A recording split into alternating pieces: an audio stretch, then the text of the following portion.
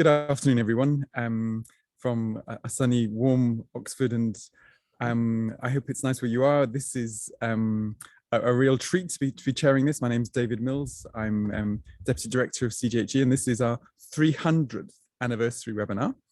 We're rather proud of the fact that we've got to that number so quickly. And there's a lot of content, and hopefully it'll be being used in YouTube for many years to come.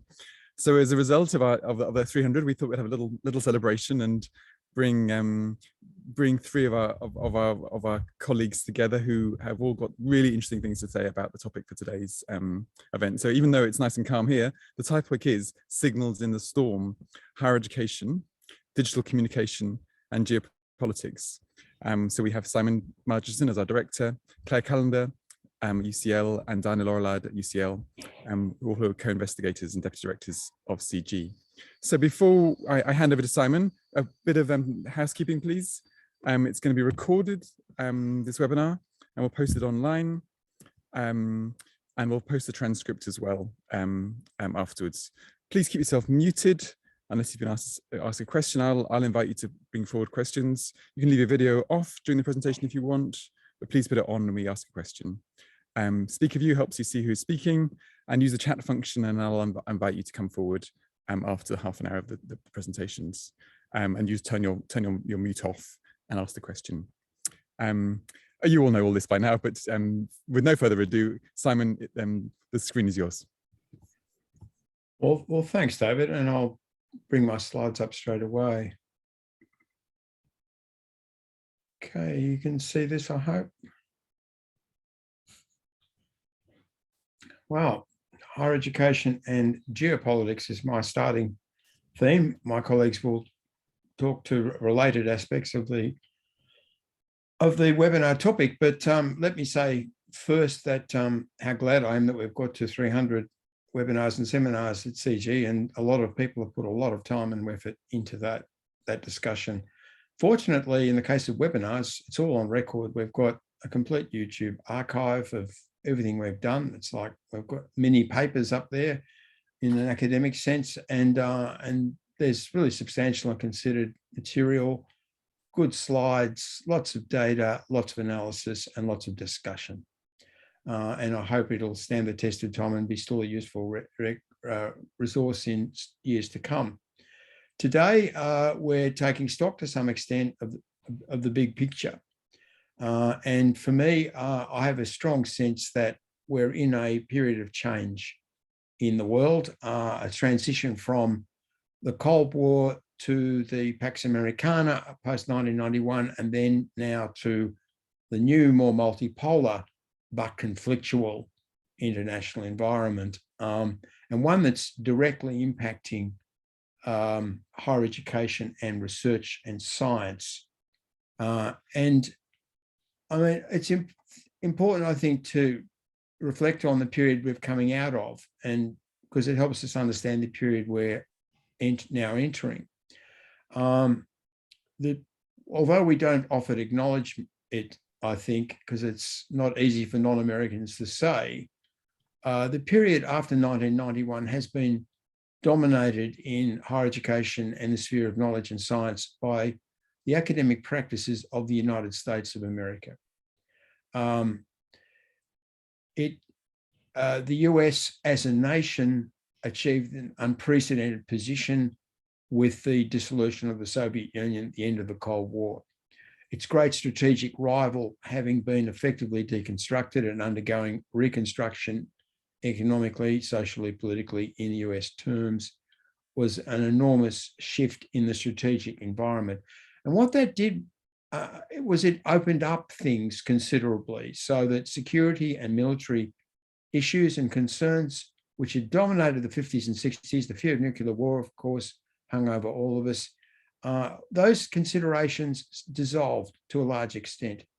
There was a sense that maybe perpetual peace was possible. Of course, this was an illusion. There were many countries in the world where there was military conflict. The problems of colonialism continued to play out. Most of the world was not America, or even Euro-America, and was not affluent and not agentic and powerful. But the US was able to achieve I think, enormous economic and cultural authority in this period. And as globalization developed through the convergent technologies and the internet, it was US influence that really stamped itself on the structures, the forms, the behaviors, the assumptions that were associated with globalization. And it's important to reflect too, because Diana will touch on this in her way, on the dynamism and the transformation that was involved in the creation of a networked environment, the internet, the way in which it brought universities and scientists all over the world into contact with each other, created this sense of a worldwide space. And this space was being colonized, particularly by American ideas and practices. So that in the massive growth of higher education, which really begins in the mid-90s and after around the world, with the acceleration of growth of enrollments, of the move towards high participation systems in a growing number of countries, with the move of the gross enrollment ratio to the level it's now reached, which is 40% of the whole of the young school leaver population in the world. In all of that, American institutional norms, American system assumptions, notions of mixed public and private funding, universities that had to pursue their own, take their responsibility for their own financial and strategic position, strong executive, assumptions about competition being built into the system between individuals, between institutions, but also collaboration in research and science. And I suppose the upside of the Americanization of global higher education and research was the norms of academic freedom. And as the internet evolved, it quickly took root in the science as a science system. A global science system developed based on instantaneous communication and the exchange of data across borders, development of collaborative groups that could work immediately with each other rather than doing so via mail or occasional conferences. And in that process, the American universities, which had dominated the early internet, were the main users of the internet in the first 2 years. Their patterns of behavior, their assumptions, their faculty norms, their ideas of unregulated collaborative exchange between professionals became built into the way the global science system developed. So it developed in this open fashion, with lots of hierarchy within in the sense of university hierarchy and authority of some scientists and not others, but informal and civil style regulation rather than state direction or state regulation. So working outside states, across borders, this professional network science system grew, and it's been, on the whole, I think, in those respects, very positive. The downside of the evolution of science, of course, was it's not only was dominated by American norms of academic freedom, it was dominated by American notions of cultural superiority, of the English speaker, of the powerful country with lots of big guns, and that sense that we know better than everyone else. And that, of course, has contributed to that cultural outlook, has contributed to the subordination of non-English speaking knowledge, of indigenous knowledge around the world, and all of the post-colonial countries have been affected by that kind of way of thinking. So a hierarchy, but an informal one and a deregulated one, which involved direct civil society style dealings.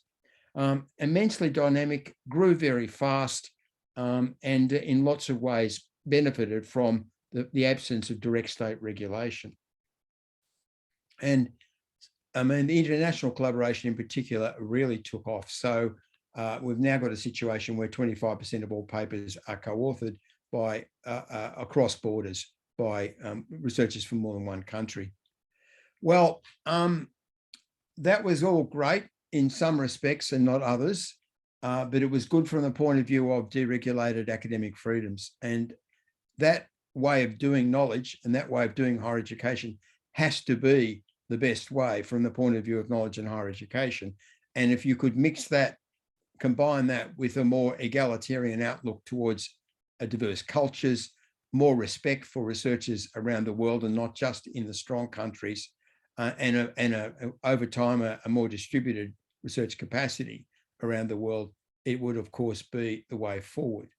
However, things have changed. And the great change, of course, has been the US-China split. And China, the most dynamic and largest of the emerging science systems, was so successful in developing itself within this partly Americanized framework that it became, in science terms, as big as the US. And that, of course, was not acceptable. China used international collaboration. It used its relationship with US, the combined programs, the projects, the many doctoral students who went from China to US for their training often stayed for periods of time. They went back to China, sometimes other times stayed in the US, but continued to collaborate into China.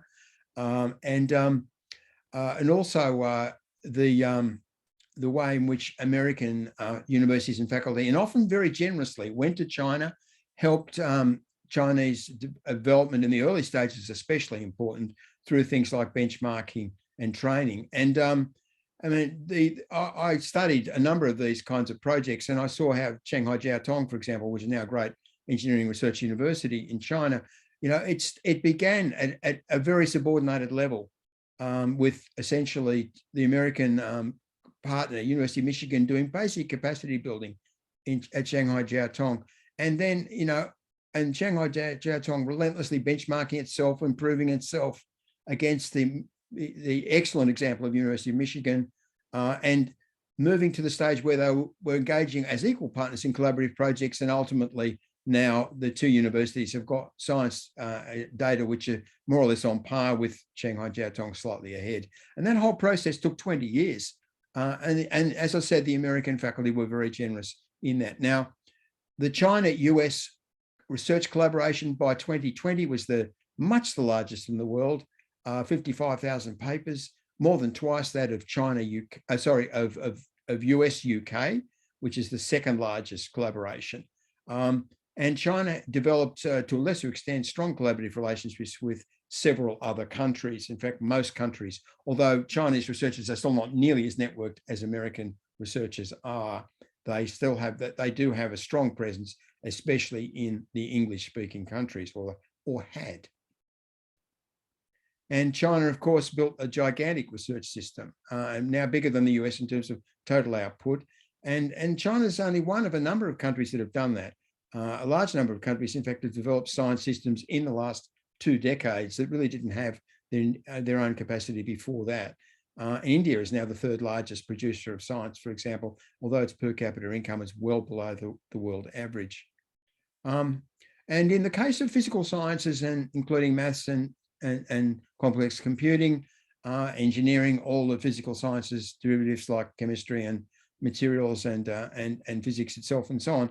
I mean, China has done extraordinarily well. The top universities are now as strong as their American counterparts, and Tsinghua overall producing more high citation science than MIT. And in maths, of course, China having the top 6 universities in terms of high citation science, with MIT 7th. So, you know, China did build itself through this relationship, partly with the US, very, very successfully. And that was, as I said, not really acceptable.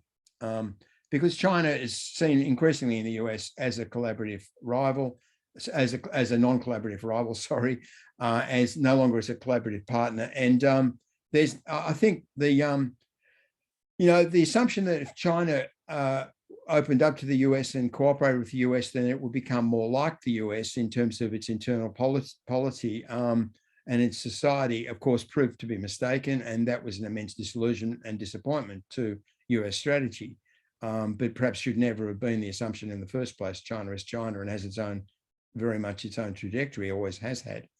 China didn't become like the US, and in the end, the US has decided that project of fostering China is no longer a viable or desirable way to go. And in all kinds of realms, China and the US are now at loggerheads. And I mean, China's contributed to that, you know, too, by, I guess, becoming more, I suppose, more nationally assertive, especially in the South China Sea, through the building of airstrips and ports on the atolls, and generally pushing back harder in the rhetoric. But really, I think that we shouldn't forget in this period, for the next 20 years of geopolitical conflict, that really it was the US that broke with China and not the other way around.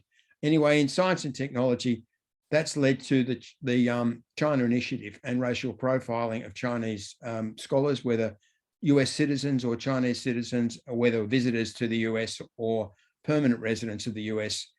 There's been a long series of investigations of individuals over questions of intellectual property theft and non-disclosure of strategically significant information.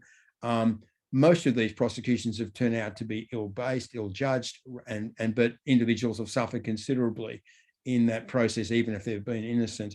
And Jenny Lee and Xiaojia Li did a very good report on this, which I've highlighted on screen, which provides it's the results of a survey of a large number of just about 800 Chinese descendant US scientists, and comparing that with a non-Chinese descendant sample as well. And essentially what they found was that, firstly, the majority of those of Chinese descent are inhibited and fearful in relation to the environment which has been created. Feel some of those who are permanently in the US have broken ties with China, although they didn't want to, simply to avoid being caught up in the China Initiative. The change in the pattern of their research is very noticeable as a result of this initiative. And we haven't got the data yet on the collaboration between US and Chinese scientists, but we expect that Web of Science and Scopus will show us a dramatic fall in the number of collaborative papers in the coming years. And already in Australia, we do have data on Australian Research Council supported international collaborations, and China, as a partner of Australia, has dropped from second largest partner after the US to 10th largest partner in a matter of 2 years. Now, all kinds of other Western governments are now looking at the ties between their universities and China. And the security services are pushing and initiating a lot of this, and it's been taken up by ministries of science and technology and education as a matter of concern from the top down. And to cut a long story short, in a number of countries, we now have firm regimes in place which involve top-down regulation of science in a kind of blanket fashion with these countries, with countries under suspicion. China, of course, is the main one, but Russia is another, with perhaps more reason for concern in terms of direct issues. There's very, very little evidence of any problems in relation to the China-Western ties, but there's an awful lot of rhetoric about potential problems or concerns. And I think the big worry is the kind of logic of the exercise, the way in which a sort of universal blanket is being applied, so that the security services are claiming rights of veto over any individual project which they might want to enter into. In effect, that means that they're making scientific decisions, that security services that know nothing about the disciplines that they're surveilling are making decisions about whether contacts are desirable. And the argument that attends this is the argument that China is run by the Communist Party of China, that everyone is effectively an agent or potential agent of the Communist Party of China, that everyone, every university, every researcher, every person of Chinese descent is potentially an agent, that the Communist Party also has a military, the People's Liberation Army, and anything that comes into the hands of a Chinese researcher can end up with the military or be applied to military purposes or the repression of human rights. And that's a pretty large scale argument for suppressing science. And of course, if you started applying that sort of reasoning, you'd shut down science almost everywhere. Almost every government has got something in its record which would make you concerned about dealing with that country. I mean, do we shut down all contact with American researchers because the US was responsible for 100,000 civilian deaths in Iraq? You know, I mean, it's just nonsensical. Science has to operate freely. There will be always strategically important uses made of science. That's the reality. That's how it works. But you know, the cost of I suppose the strategy of avoiding the possibility of military misuse of science by shutting down science or operating non-scientific decision-making processes on top of scientific ones is an enormous cost. But this is all rolling through without much concern and much attention at this stage. I think it's only in the US where there's been this racial profiling cases where there's been clear evidence of what this sort of regime means. But if Denmark or the UK or France start doing this kind of thing, then we'll see what the potential threats are to academic freedom. Perhaps everyone's just lying low and waiting for that stage to be reached. But if that stage is reached, I think things are going to hot up. So really, this is all part of a larger set of problems. I mean, I think open science is probably fundamentally in jeopardy. I mean, securitization taking priority over scientific collaboration and the norms of scientists determining their own projects and talking to each other about them. That's fundamentally problematic. That's potentially a McCarthyist regime. I say potentially because, as I said, except for the case of US racial profiling, it hasn't yet, come to McCarthyite prosecutions. But potential is there. But at the same time, science is under pressure from populist politicians who are often supported by a fossil fuel lobby, are attacking the credibility of climate science, and will move, I think, in the next 5 years to attacking the universities that house those climate scientists. I think climate science is really in the gun in many places and in jeopardy, and that is compounding, with the securitization problem.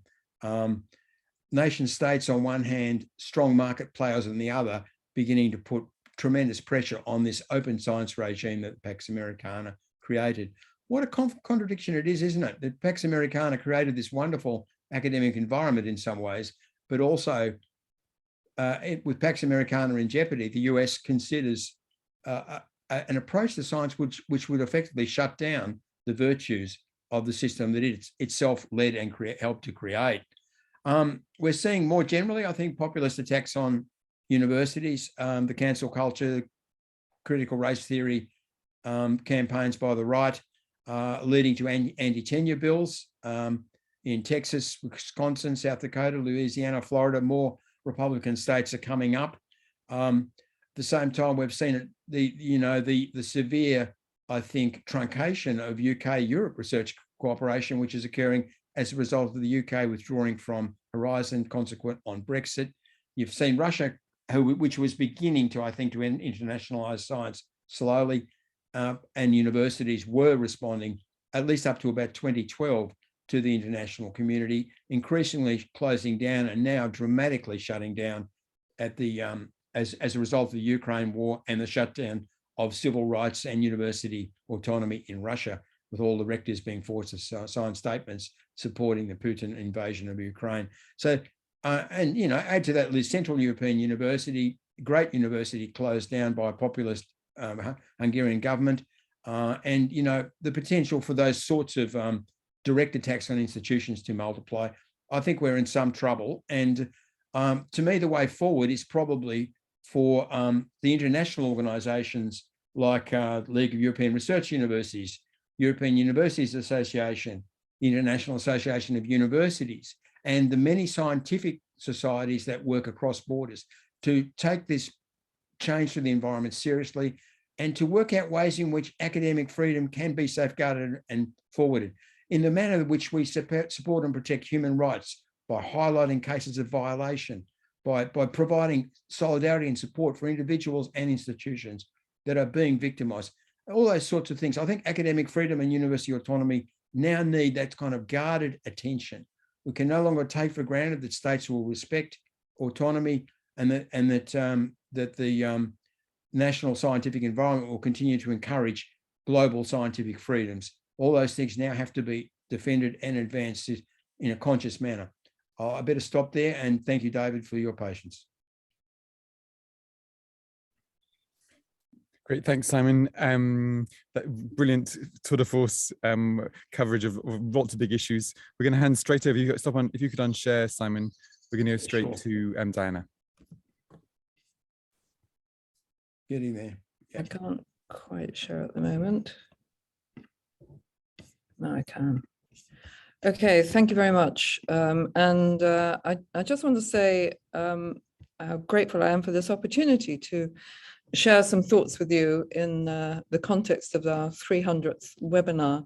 And Simon has laid out an impressive picture of some of the storms which are facing higher education. I want to talk about weathering the storm, in the sense that we've always used technology as a way of weathering storms in the past. And I think this picture of a galleon managing a heavy sea is just one of the ways in which old technology has always done that. But new technology is also part of the storm that we have to face. But I want to see ways in which we can see that as a force for good as well. So, down here, sorry. So the idea of harnessing technology as a force for good is about this general outline here, that we should be able to see ways in which we can start making progress on the UN Sustainable Development Goals. If our work in higher education as universities which create research, we're responsible for developing new knowledge about science and social science. And overarching the kinds of aims that we will have are these big general global challenges which the UN SDGs do provide us with, and many of them have gone backwards since the pandemic, as I'll argue. So there's a sense in which we could be doing much more, I think, to develop professional knowledge on the basis of the research that we're all doing. This is a large part of what the top universities are doing, is creating new knowledge, but we have never really taken on board the means of beyond the undergraduate and postgraduate education that we do, of doing professional development. And so that's one of my arguments that I want to put forward. And technology could enable us to act at scale to meet some of these major global challenges, in the sense of helping researchers engage with their professional end users to meet some of these critical global challenges. All of our research in most of the top universities has something to say for each of the 17 UN SDGs, and we could be doing much more to get the word out there. And it fits our missions. I've just quoted 4 mission statements from some of the top 20 universities in the world, and they are ambitious, to say the least, to advance knowledge and educate students in ways that will best serve the nation and the world in the 21st century, to establish high level of global consciousness, work together to solve the common problems facing humankind, world-class research and education committed to equality of opportunity, to engendering inclusivity on regional, national, and global scale. And for the other CG main partner, UCL, engage with the wider world, committed to changing it for the long-term benefit of humanity. I mean, they are nothing if not ambitious, these goals. So to what extent are we living up to serving those missions? Obviously, in our responsibility for undergraduate and postgraduate education, we do a lot. In our responsibility for research, we do a lot. But what about beyond that? What about making those changes which are now important, taking the research beyond finding out how the world is to understanding how best to change it? And that's one of the ways in which education can make a big contribution. There's a recent research report from the UN SDGs last year, reporting on how the pandemic has, in some areas, wiped out the recent progress made on the SDGs. I've pulled out some of the quotes from this very interesting report. I've included a couple where things have got a bit better, the ones in green, but in Goal 1 for poverty, for example, an additional 120 million people pushed back into extreme poverty during the last year. Now, that has a knock-on effect to all kinds of other aspects of education, of society and politics. Goal 4, 101 million more children fell below the minimum reading proficiency age, which was over the last 20 years had reduced to, quote, only 480 million falling below. Now, UN SDG 4 about education is about creating universal access to basic education, but we're going backwards on that now. Goal 6 in relation to water, and there's a great deal of this work, which is based on university research, has led to wider stakeholder engagement during the pandemic because of more online consultation. So that's a good thing. It's not all bad. Goal 7 on energy, the number of people without electricity in Africa increased in 2020 after having been declining over the previous 6 years. Now, we hadn't done fantastically well on the UN SDGs up until now. We've got ambitious claims for what we can do by 2030, but we're already beginning to go backwards on that small progress. And finally, goal 13, the quote here on climate change. Well, it's we're not doing very well at all, but at least there are more countries now advancing climate action, and I suppose that's a good thing, no doubt advanced by the global conference that we had last year. So university science and social science underpins the actions which we do need to achieve all those SDGs. And we so far do rather little professional development to support these new professional practices. And there was many people here familiar with the work of Roberta Manley-Bassett, I'm sure, the global lead for tertiary education at the World Bank, and her recent report on the lessons from the pandemic especially picks out the students who are most vulnerable due to access, disability, location, socioeconomic group, and for whom the move to online education has left them even further behind than their privileged peers. So we have a lot to do to try and make up for where the pandemic has left us after 2 years. Could we be doing more? Well, I was intrigued to find out, sorry, excuse me, how well we're doing on supporting professional development as UK university body of some 200 odd universities, and checked the HESA data on this, which shows that we're providing just over 1 million or so professional development days per year between us. And among those, only 9 out of the 24 of the Russell Group, which are responsible for the major contribution to research, perhaps, among UK universities, only 9 of those are in the top 20 who are providing professional development.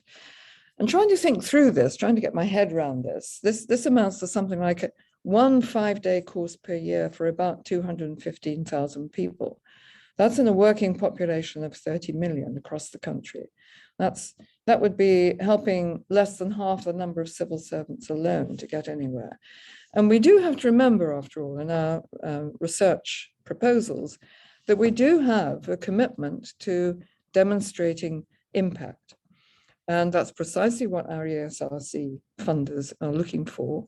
They want us to consider impact in all that we're doing. And if we were to say, well, what kind of impact are we making on the world population of professionals who are striving to overcome these grand global challenges that universities think they have a role in, I don't think we're doing as well as we could be, to put it mildly. So the project that we're working on in the currently on in CGHE is building on the one, this is the work that I'm doing with Eileen Kennedy, my colleague in the UCL Knowledge Lab. Our first project was on the transformational potential of MOOCs. And for that, our initial analysis was pretty much that they're not essentially not viable for students except as supplements to their existing taught courses. We call them now massive open online collaborations because we focus much more on researching the experience of professionals learning online and what they get out of it and what they expect from MOOCs. They do reach the large scale. They do reach millions of professionals across the country, across the world. It is primarily professionals and graduates and even postgraduates whom they affect. In the process, we developed a co-design theory of change because that's what enables us to account for the kind of impact that our research is making. And I'll try and explain a bit more about that. So we're creating design-based research projects on massive open online collaborations. How could these kinds of technology platforms contribute to enabling professionals to collaborate with researchers on pushing forward the way in which university research can impact on the world? So that's why in the second phase of CGHE, we've called it instead realizing the potential of MOOCs for the role of higher education in professional development. And for that, we're investigating the value to professionals of these kinds of courses. And we've created about 6 or so over the past 5 years. And we're looking at the value of those in terms of Wenger's value creation framework, which talks about the immediate, potential, applied, realized, and reframing value of these opportunities for learning which they create. They're really about knowledge exchange rather than knowledge dissemination. Obviously, immediate and potential, pretty much any course will do that for you, but the critical thing is the extent to which they are realized and constitute reframing, which I'll come back to. But of course, we have to ask ourselves, is it worth it? Because MOOCs are very different from undergraduate courses or postgraduate courses or any other kind of thing that universities might run.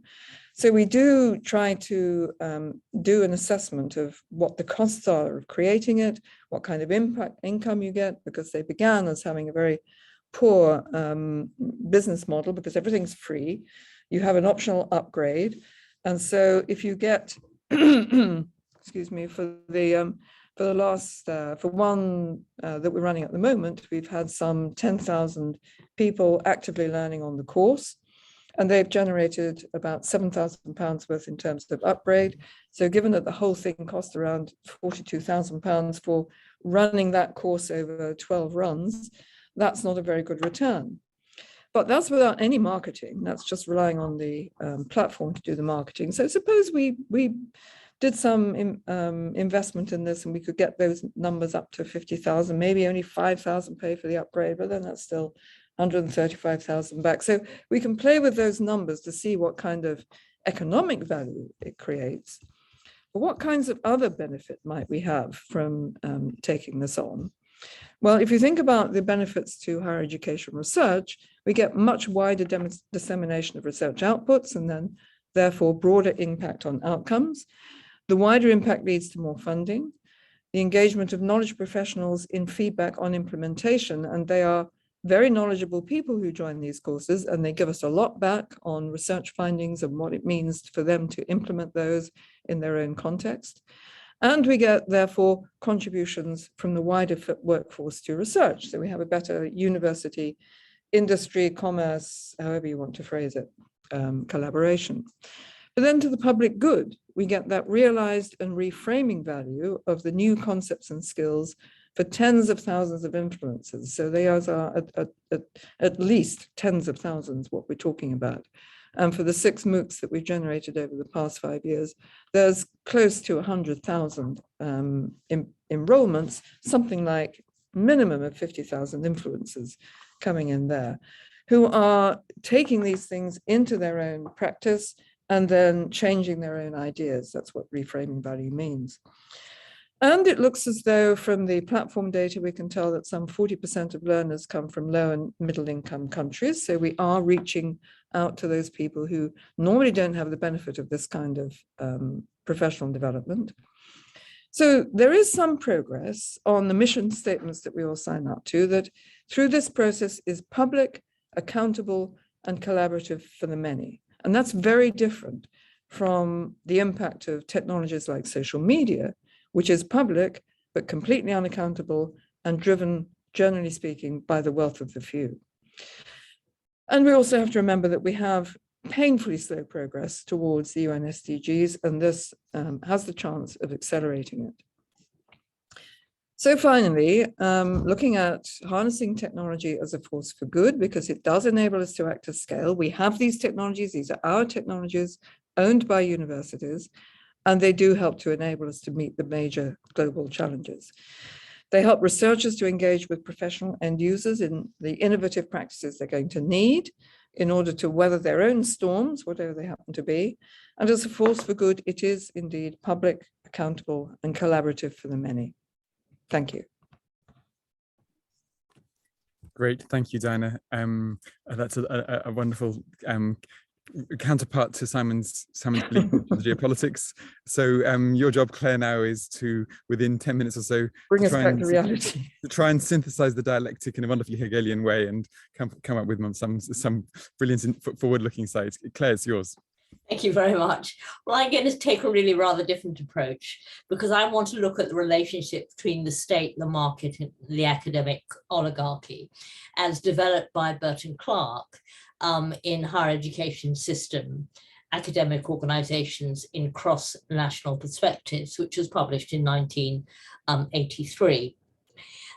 Now, many would argue that this conceptual triangle is very useful and has proven very useful in terms of understanding the way in which there are differences and classifying differences in higher education systems across nations and in comparing national higher education policies.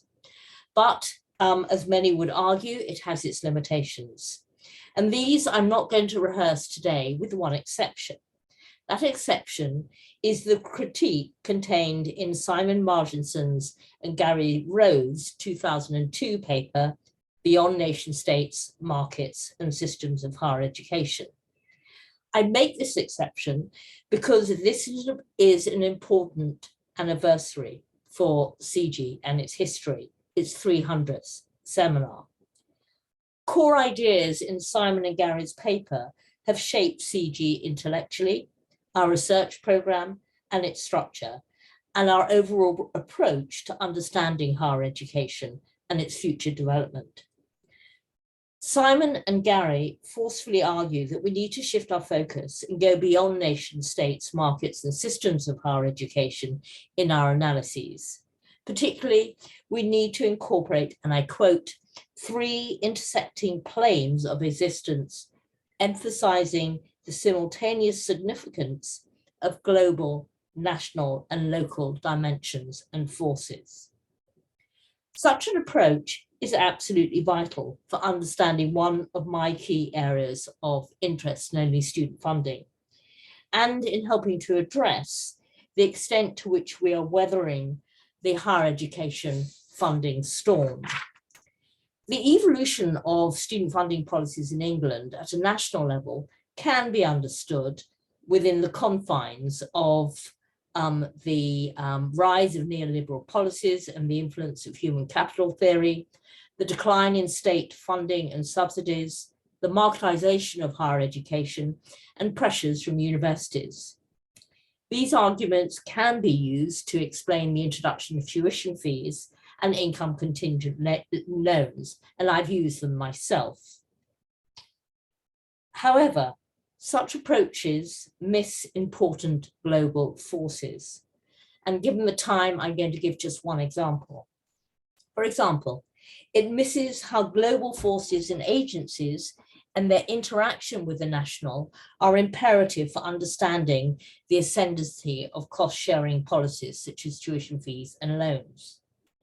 They are essential for understanding how the mantra of who benefit pays took hold not just in England, but across the globe. The policy change, and arguably the change in the policy paradigm, which undercosts cost-sharing policies, put very crudely, is the belief that higher education is a private good rather than a public good, benefiting the individual more than society, and therefore should be paid for by its key beneficiaries, namely students.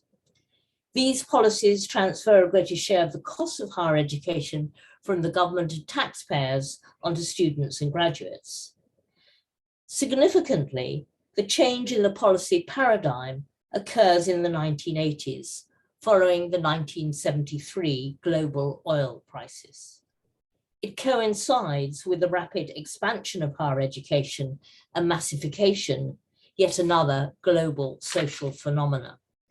And as Albach have all argued, the policy move is associated with profound changes in ideological and political attitudes towards public expenditure.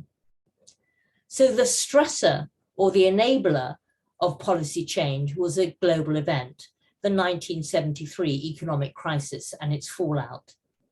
And the more recent 2008 Great Recession similarly has impacted on student funding policies, which I won't be talking about given the time. So understanding global pressures is vital for understanding the development of student funding policies in England. So returning to Clark, in the context of the global, what does England's triangle look like today in relation to student funding? Certainly the shape has changed over time.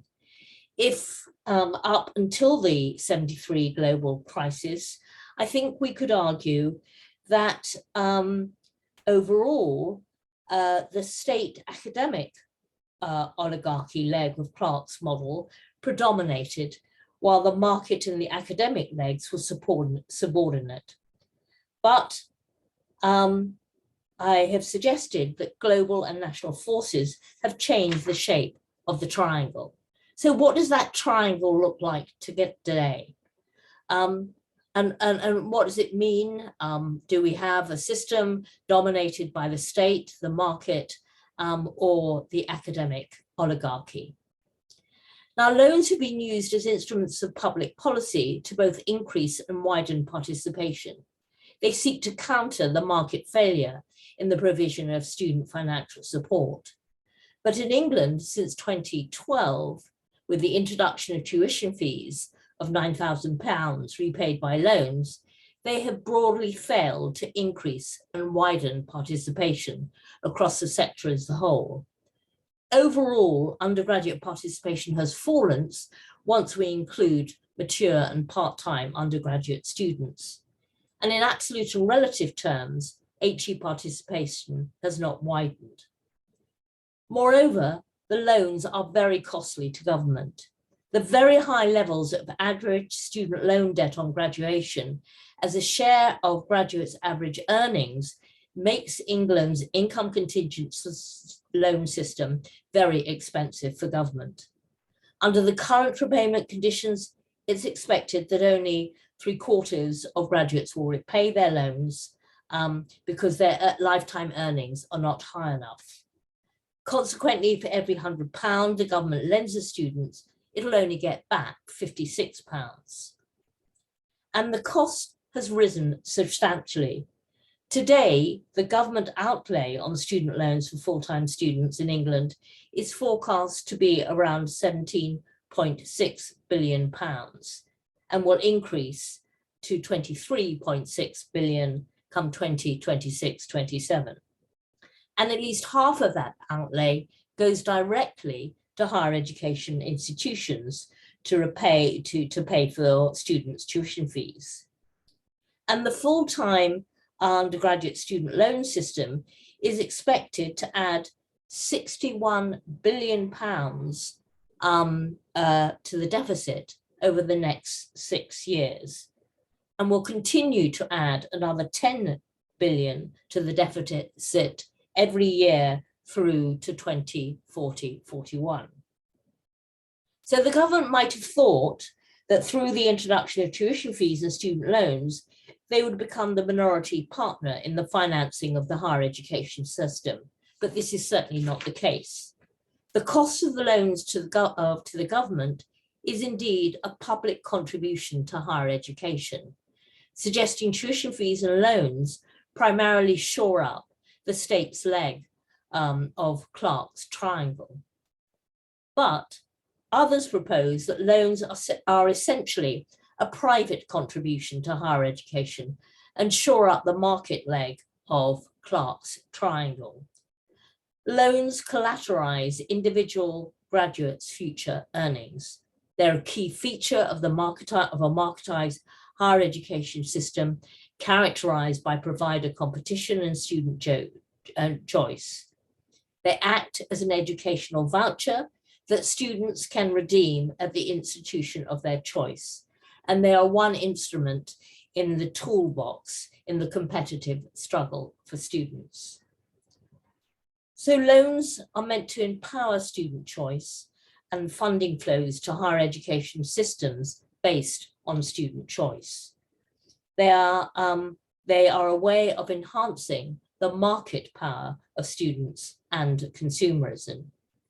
And in response to students' increased market power, HE institutions are meant to be more responsive and accountable to the needs of students, the labour market, and society when students are a direct source of revenue and where institutions face more competition from each other.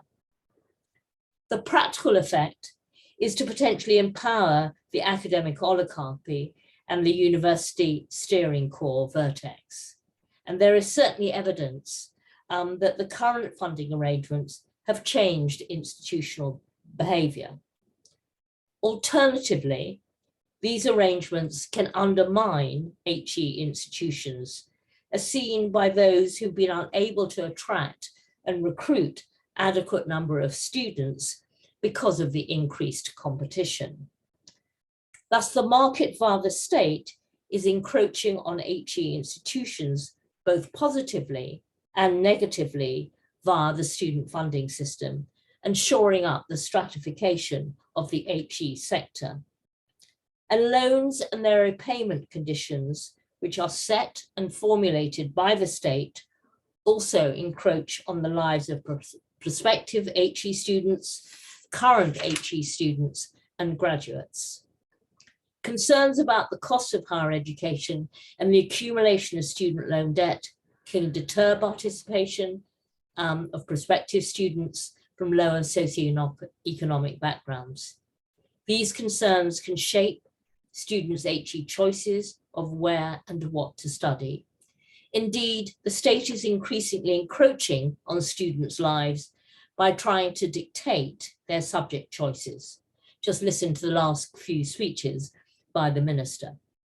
And loans are increasingly intruding in graduates' lives, often curtailing opportunities and exacerbating inequalities, be it in access to postgraduate study or housing.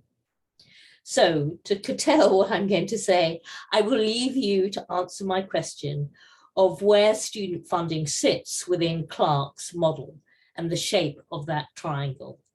But I hope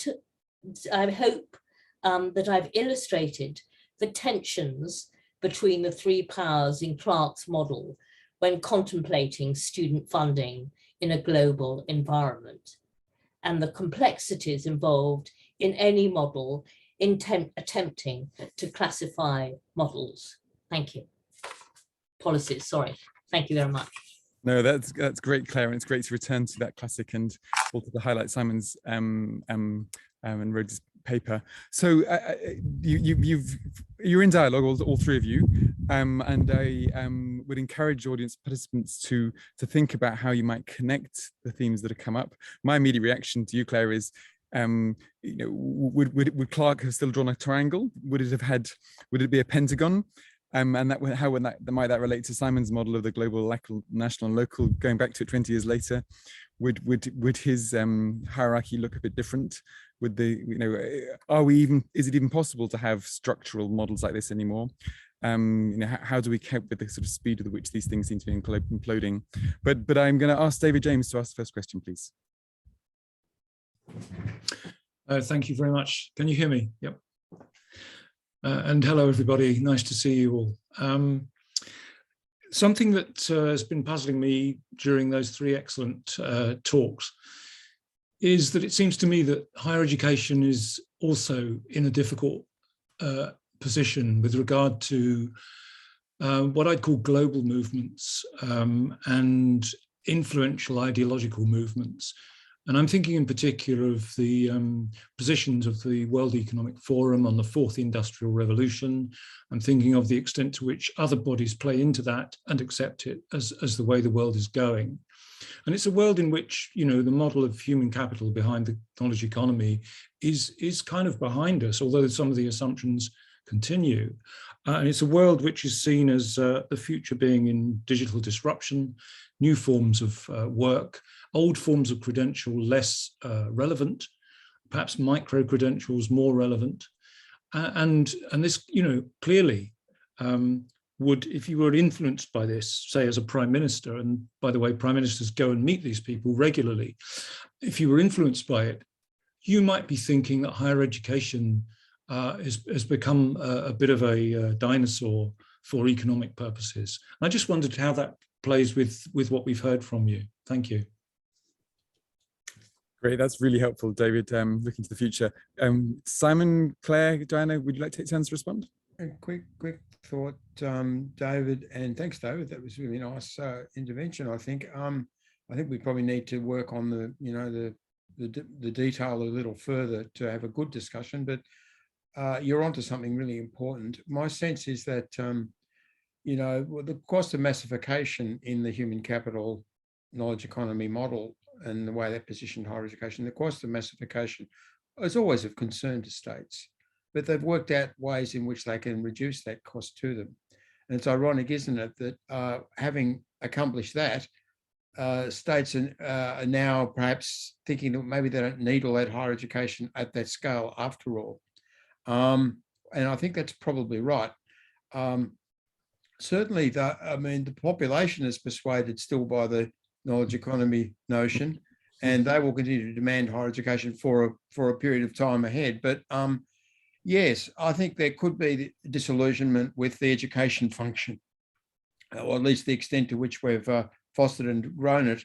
And while I think the research and science function is likely to remain front rank and the subject of investment by governments around the world seeking competitive advantage and coping with technology, certainly the education function might be in question, and the employability discussion has to be thought about in the light of that possibility.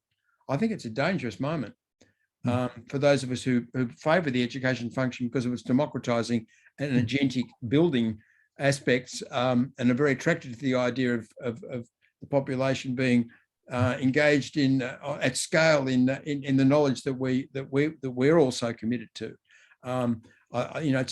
It's one of the many. I think you've hit a central issue and one of the many looming problems on the horizon. Thank you. I have just a quick word, David, is that okay?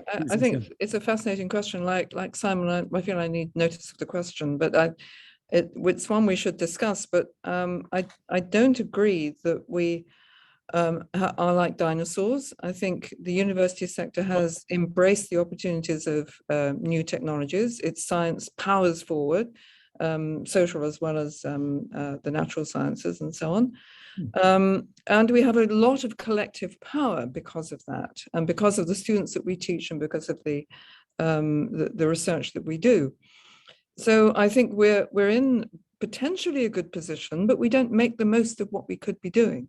And I think if we hang on to our mission statements, which are glorious statements, and really try to live up to them, then I think we would be doing much better. But I don't see a commitment to that amongst our university leadership.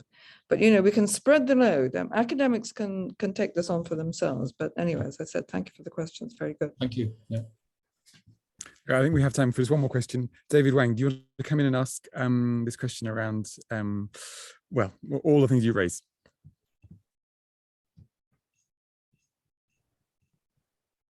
Hi everyone. It's not a question. It is a comment, and more nowadays we focus about the impact of geopolitics or the rising tension of geopolitics affected the higher education. Rather, we think the other way around, how much discussion or debate we have so far in terms of how higher education can shape or affect the geopolitics in the long run. Do we lose our strongholders in our ground in terms of freedom of academics or research, cross-border collaboration in higher education, or joint research or joint labs, etc., etc. So basically, it comes to us as educators or higher education researchers, protectionists. Have we had our voice heard enough by the government? How we shift the opinion, which may make a huge influence on the policymakers, because in the end, one way or the other, we are going to affect it. either we affect the, geopolitics, or they will, geopolitics will affect the HE sector, or there's some interaction, But as the debate going on, the value-based teaching, whether it's in school sector or vocational sector or higher education sector, all matters. That's my point. Yeah. David, thank you very much. Yes, you've turned it around nicely on our presenters, which is how is higher education becoming a geopolitical agent, or how can it? And Simon touched on that a bit. Thank you very much. I think we should begin to wrap up, so I'm going to give the last word to our presenters. Perhaps in reverse order. Claire, do you want to add anything finally? I don't think so. It's fine. Thank you. Diana?